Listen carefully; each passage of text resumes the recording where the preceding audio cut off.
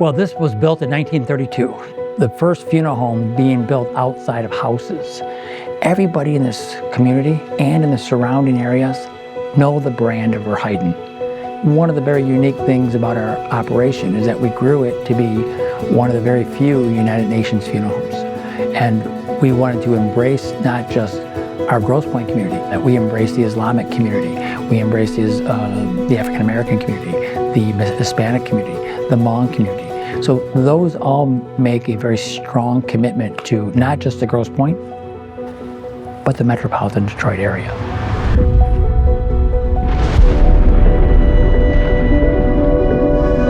Forecasters basically predicted a very strong storm coming to Detroit, heavy rains, multiple inches of rains in a short period of time.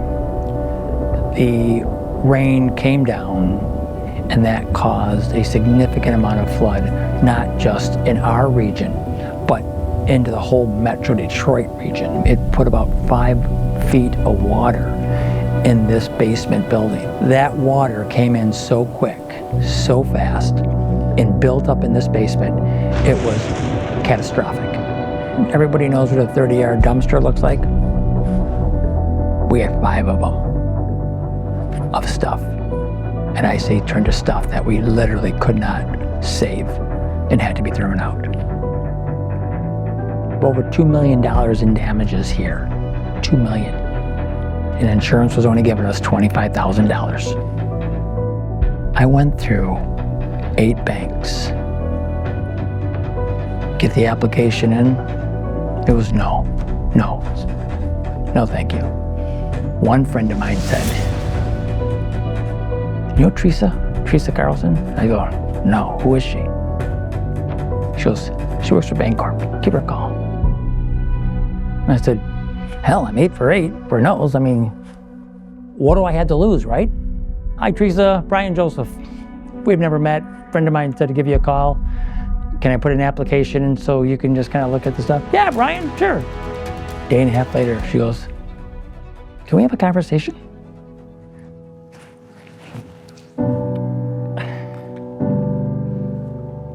My first reaction was, there's a story here. And how am I going to extract all the financial information I need to have in order to determine if this thing really does cash flow going forward? It was probably the biggest getting in the weeds, figuring out this puzzle, putting it back together again. But we needed to clear the slate. We needed to kind of clean everything up, give him one loan, and kind of reset the business. And that's exactly what we did.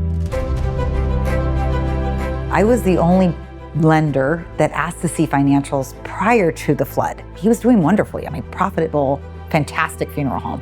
I pride myself in listening to people and giving them the opportunity to talk. And he really was passionate. And I hate to say it so simply, but I did believe him. I believe that he had this flood. I believed he had saved for a rainy day and did all the responsible things you're supposed to do as a business owner. When I implemented the loan, it changed his monthly payment dramatically, at least 1/3 down from what it was, which is substantial. So it gave him that kind of room to clear his mind a bit, think of other ideas, bringing people back into the funeral home and kind of getting back to where they were prior to the flood. And I think that breathing room is exactly what he needed. The first early days when Teresa was proposing talking to Brian, I thought it was going to be challenging, but I knew Teresa, if anybody could figure it out, Teresa could. It basically was a life preserver. We were able to help Brian and his team continue the legacy of Verheyden here in Detroit and in the surrounding communities as they wanted to, on their terms, as an independent operation, continuing to serve this community well and then growing. We saw the growth. We knew they had to navigate through some challenges that they had experienced, but with our lending capacity and the structure we put in place, they were able to do that very effectively.